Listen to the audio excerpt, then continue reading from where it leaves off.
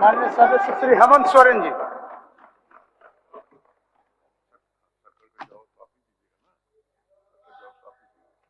अभी आप व्यवस्था बहुत अभी छोड़िए ना व्यवस्था, अभी व्यवस्था लेंगे आप लेंगे बस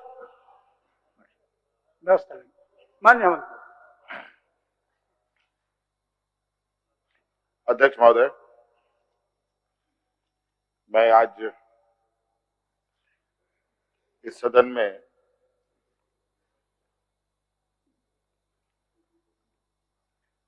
आदरणीय चंपई सोरेन जी के विश्वास मत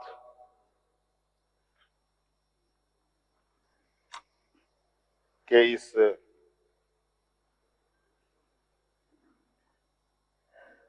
बहस का हिस्सा बन रहा हूं और हमारी पूरी पार्टी और पूरा गठबंधन दल आदरणीय चंपई सोरेन जी को समर्थन करता है और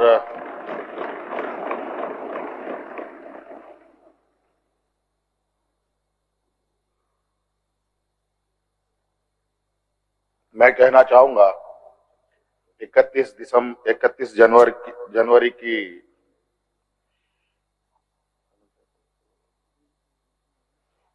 जो काली रात, काला अध्याय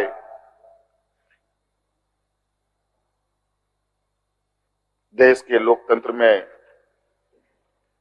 नए तरीके से जुड़ा है।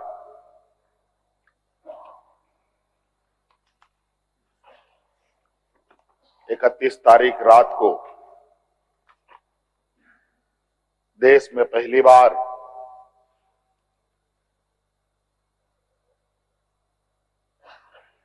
किसी मुख्यमंत्री का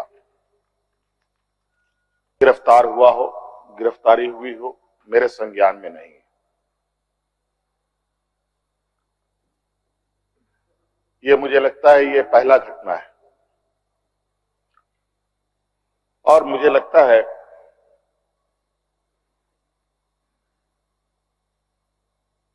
इस घटना को अंजाम देने में कहीं ना कहीं राजभवन भी शामिल रहा है।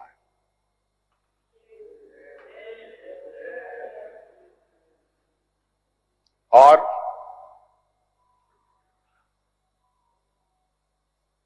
जिस तरीके से ये घटना घटित हुई है,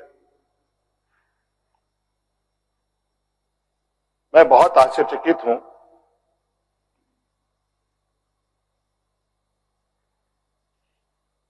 इसलिए कि मैं एक आदिवासी वर्ग से आता हूं। नियम, कायदे, कानून की जानकारी का थोड़ा अभाव रहता है। बौद्धिक क्षमताएं अभी हमारे विपक्ष के बराबर हम लोगों की नहीं है, लेकिन सही गलत की समझ तो हर इंसान भी रखता है, हर जानवर भी रखता है।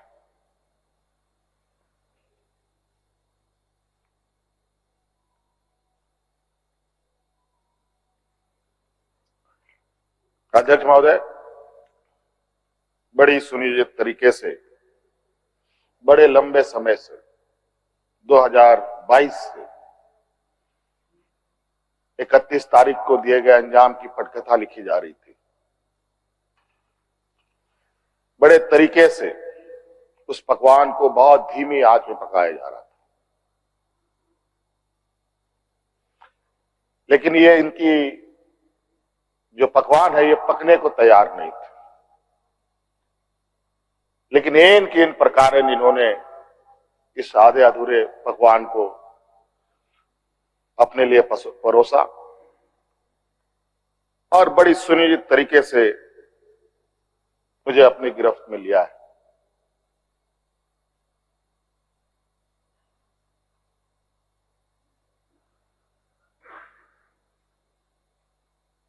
और आज कहीं ना कहीं ऐसा लगता है अध्यक्ष महोदय कि बाबा भीमराव अंबेडकर जी का जो सपना था कि सभी जात धर्म के लोग एक समान प्लेटफॉर्म पे आए, एक बराबरी और एक साथ चले, मुझे लगता है कि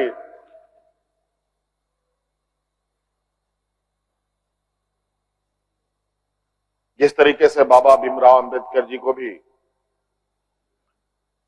अपना समाज छोड़कर बौद्ध धर्म अपनाना पड़ा, ऐसे ही आदिवासी दलितों के साथ भी आने वाला भविष्य में करने की तैयारी हो रही है।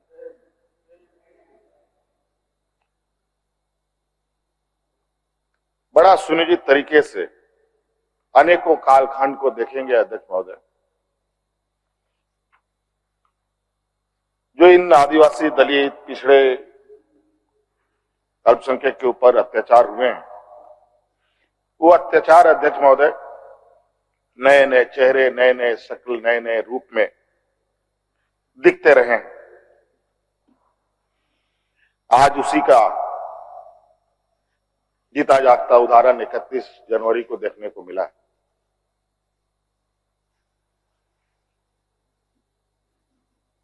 और आज कहीं ना कहीं इन वर्गों के प्रति जो हमारे सत्ता पक्ष की घृणाएं हैं, ना जाने इनकी घृणाएं इतनी, इनको ताकत कहां से मिलती है, ये हमारे समझ से परे है।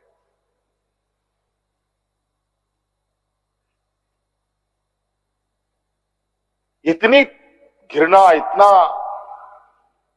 द्वेष का के प्रति है इनका आदिवासी दलितों के प्रति, कि आपको इससे अंदाजा होगा कि इन्हीं के पाले हुए तंत्र ये कहते शर्माते नहीं कि ये जंगल में थे तो जंगल में ही इनको रहना चाहिए। हम जंगल से बाहर आ गए, इनके बराबर बढ़ गए तो इनके कपड़े मैले होने लगते हैं। ये हमें अछूत दिखते हैं।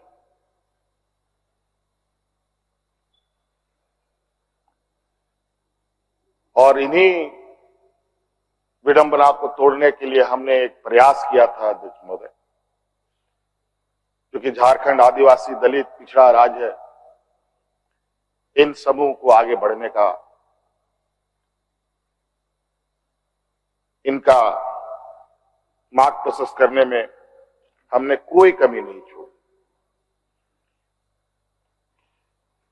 इनका बस चले तो हम अभी भी जंगल में जाकर के वही 50-100 साल पुरानी जिंदगी में जिए। और मुझे इसका आभास था अध्यक्ष महोदय, जो इनके अंदर छुपी कुंठा है वो आए दिन ये बयां करती थी, इनके आचरणों से, इनके बयानों से।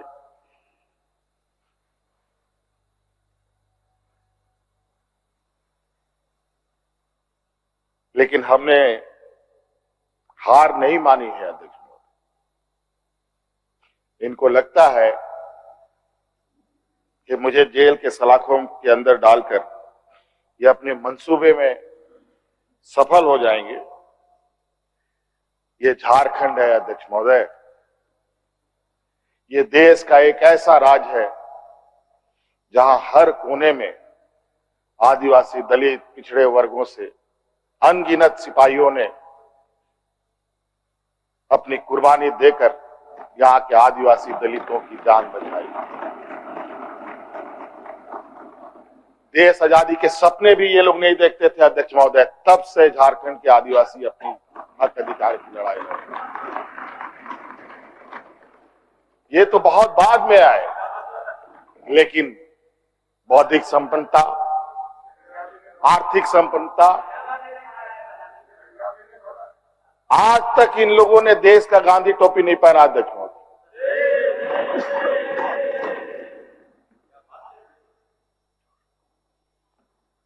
अध्यक्ष महोदय, ईडी, सीबीआई, इनकम टैक्स, जिनको देश के विशेष और काफी संवेदनशील व्यवस्थाएं कही जाती है, जहां करोड़ों रुपया, 12 लाख 14 लाख करोड़ रुपया डकार कर इनके सहयोगी विदेश में जाके बैठे हैं, उनका एक बाल बांका करने का औकात इनके पास नहीं है। इनके पास औकात है देश के आदिवासी, दलित, पिछड़े के ऊपर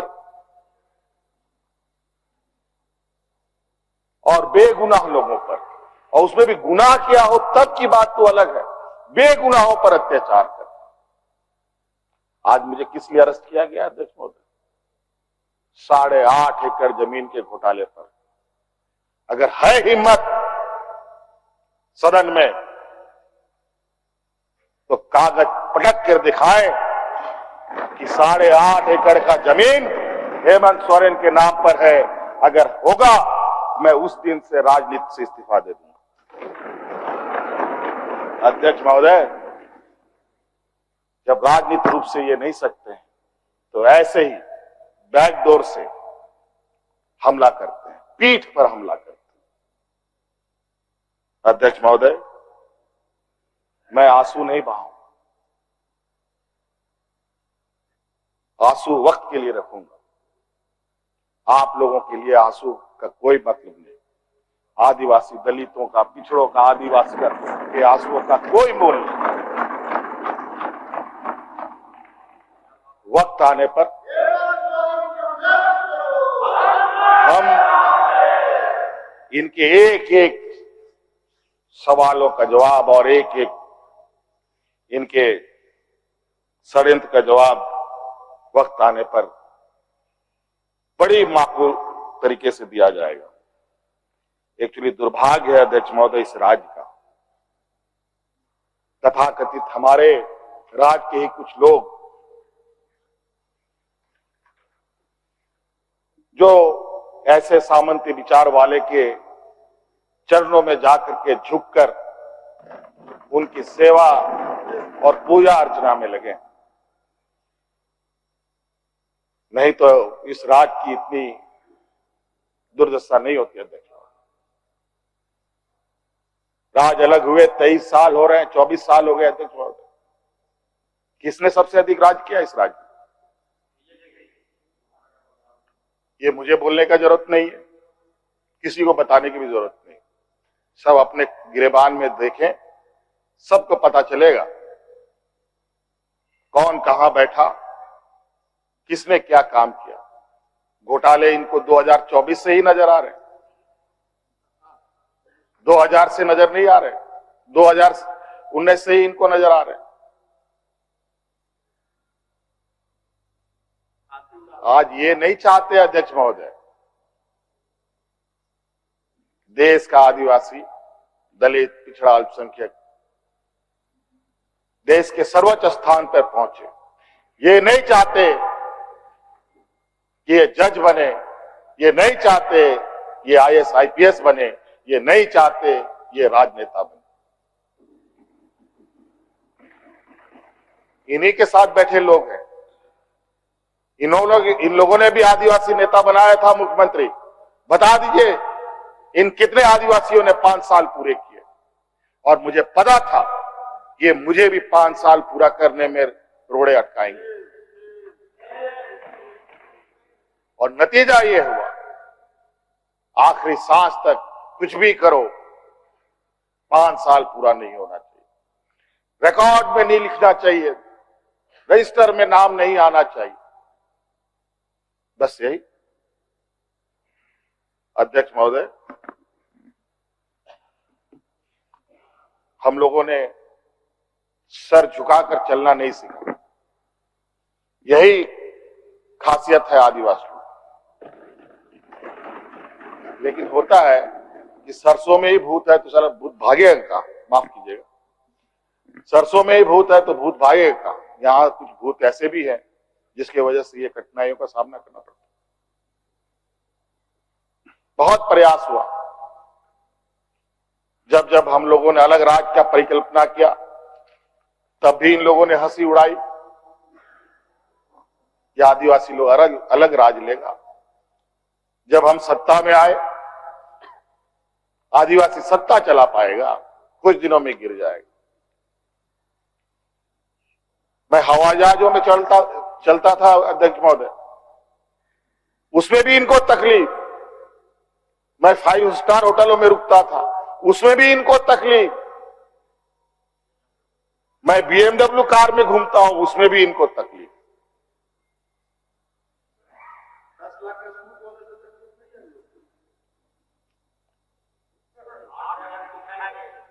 क्या कहावत है कि हम करे तो गुनाह, ये करे तो क्या,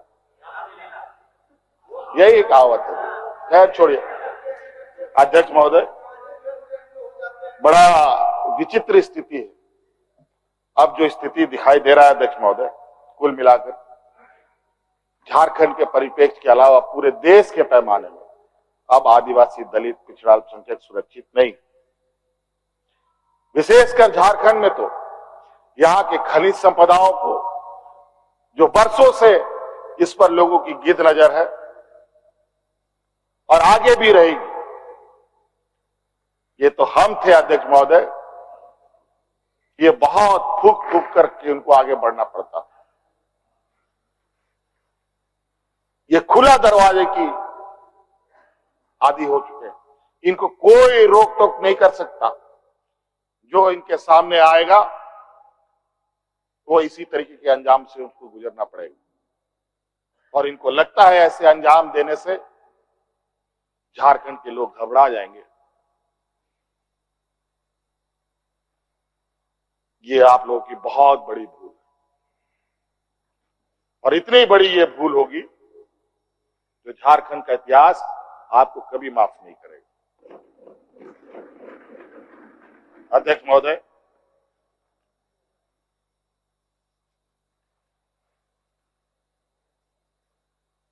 आज जो षड्यंत्र का पैमाना है वो इस कदर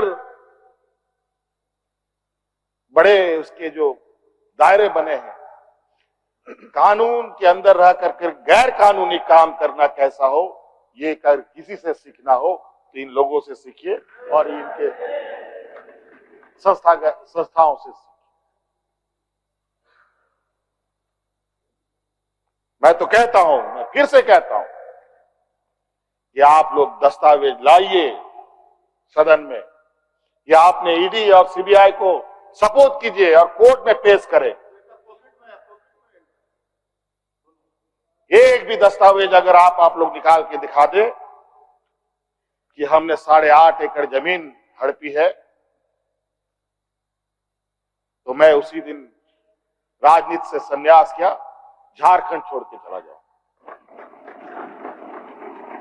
अब इनको नहीं मिला तो हमारे बीवी, बच्चों, परिवारजनों के खाता वही ढूंढने में लगे। ये पैसा कहां से आया, वो पैसा कहां से आया, ये आया, वो आया। अध्यक्ष महोदय, असमानताएं देखिए इसी सदन के अंदर। जो सरकार के द्वारा उपलब्ध कराए जा रहे ऋण, जो यहाँ के आदिवासी विधायकों को कितने वर्षों के लिए मिलता है और गैर आदिवासियों को कितने सालों के लिए मिलता है।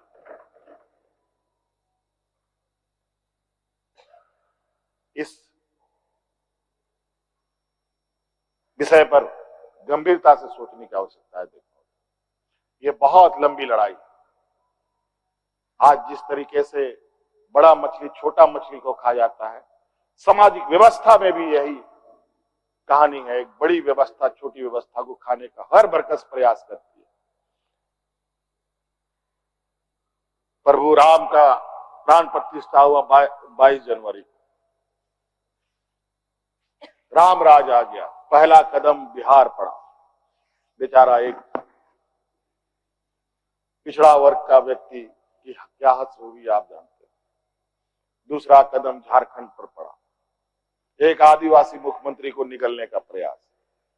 क्योंकि इस आदिवासी मुख्यमंत्री के शरीर में हड्डियां कुछ अधिक है, इसलिए उस हड्डी को निकालने के लिए ईडी उसका डिसेक्शन करने में लगी हुई, ताकि हम कैसे इसको निकल जाए। लेकिन इतना आसान नहीं। गलती से गले में फंस गया तो पूरा का पूरा आंतड़ी फाड़ के बाहर। इस वजह से संभल के खाने का कोशिश कीजिएगा।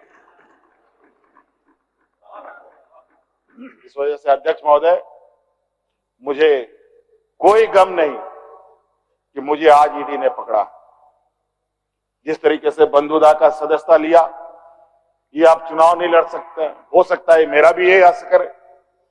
सत्ता लुलुपता के लिए हम लोग कभी नहीं आए अध्यक्ष महोदय, लेकिन ये बात मैं सदन में कहना चाहूंगा कि झारखंड मुक्ति मोर्चा का उदय झारखंड के मान सम्मान स्वाभिमान को बचाने के लिए हुआ है, और इस मान सम्मान स्वाभिमान के प्रति जो भी बुरी नजर डालेगा उसको हम मुंह तोड़ जवाब देंगे, चाहे राजनीतिक रूप से हो, चाहे कानूनी रूप से हो, चाहे वो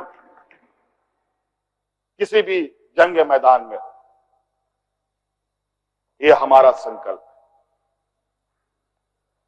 ना हम पीछे हटे हैं, ना हम लोगों ने पीठ दिखाई है अध्यक्ष महोदय। इसलिए अध्यक्ष महोदय, मुझे तो कोर्ट का आदेश है